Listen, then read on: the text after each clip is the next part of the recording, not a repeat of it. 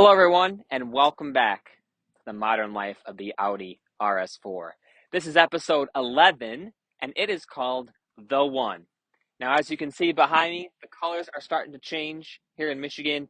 It is October, which means I have owned this RS4 for a year. It's gone so fast. I love this car. We're going to talk today about what my experience has been like to own this car. Let's start with a really important one. What has this car cost? Well, it's cost about $3,500 for me to keep this car going. And let me kind of share what that is. It's not really anything with the car, it's just kind of bringing the car up to speed. So, starting with the tires. Brand new Michelin Pilot Sport ASs, those ran about $1,700. So that's over half of that, or almost half of that $3,500 that I've put into the car. Brake flush, that was part of the 25,000 mile service that we talked about a couple episodes ago. 2 oil changes, each at $300. I don't really know why an oil change costs $300. I know it takes 10 quarts of oil, it takes synthetic. That just seems like a lot, but there's another $600. I did have the AC recharged. It was getting a little warm if you drove the vehicle for a long period of time on a hot day. So we topped that off. It seems to be better. We'll have to check, make sure there's no leaks. That was about $250.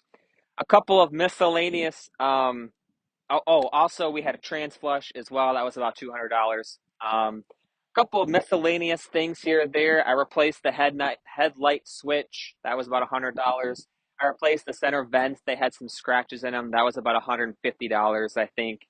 I replaced a little RS4 logo on the steering wheel. That was about $100. And you kind of add all it up. I might be missing a couple of things, but it was about $3,500, which really isn't that bad. Yeah, the oil changes are a little much. Yeah, the tires were kind of a big gulp, but I knew that going in. The other tires were old. We had to put new tires on it.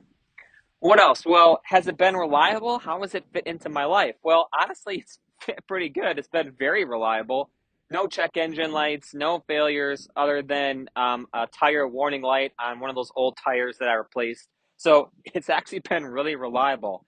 I have only put about 2,000 miles on it, but those miles have been in different climates. This was our only car for about 3 weeks when we were in between leases with the family car. So we did have to put the baby seat in the back. We had to drive to a wedding downtown, all kinds of stuff. So it actually has functioned very, very well as a car. Would I want to daily drive it? You could. You could absolutely still daily drive this, even though I don't. I wouldn't want to because I don't want to put the miles on the car. And I think after a while, I would get pretty annoyed of daily driving a stick. I love fun driving a stick. It continues to grow on me. I'm learning how to get better and better every day now that I actually have a car that's not worn out with, 100,000 miles on it or whatever, like some of my old cars that had sticks. So this car is fresh, it's new. I can learn on it because it's in good shape. But I wouldn't want a daily drive stick.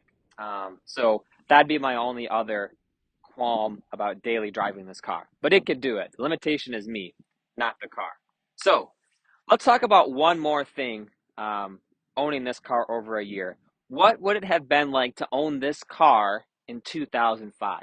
This is one of the questions that I had, and one of the motivations for getting this car is what would it have been like back then? To do that, let's go for a drive. So what would it have been like to hop into this car when it first came out? What would the ownership experience be like compared to some of its competition? Well, this car came out in 2005, February to be exact. Top Gear, that episode where Jeremy Clarkson raced the mountain climber, that came out in late 2005. So let's say this car debuted and was beginning to get into the hands of the press and eventually customers in late 2005. Well, what other cars were around in 2005? Well, obviously you have to start with the M3. E46 M3, straight 6 engine, fantastic looking car. Everyone loved to drive it, but it only made 340 odd horsepower. So, and it didn't come in a sedan. So is it an exact competition to this, what we're going to conjecture as the super sedan, or one of the first super sedans? I think probably not. Well, what about the C43, the AMG? Second gen C-Class, again, only made 350 odd horsepower, so we're not really in the same boat performance-wise. What about the original super sedan, the M5? E39 M5 had a 400 horsepower V8. Sometimes I think that car is amazing looking, other times I think it looks not so great. But either way, it's probably still the original. This car was faster and it had more horsepower, so it's punching above its weight class and into, and in some ways above the next weight class. So now we're starting to establish that that's the type of performance that we're looking at in this car in that time period, which is crazy, right? I mean, Japanese, any competition, TL Type S, 280 or 90 odd horsepower, Lexus ISF, nowhere near 420. American cars, forget it. Yeah, you had the CTSV come out around this time with 400 odd horsepower, but ugly, not well made, not a great track car.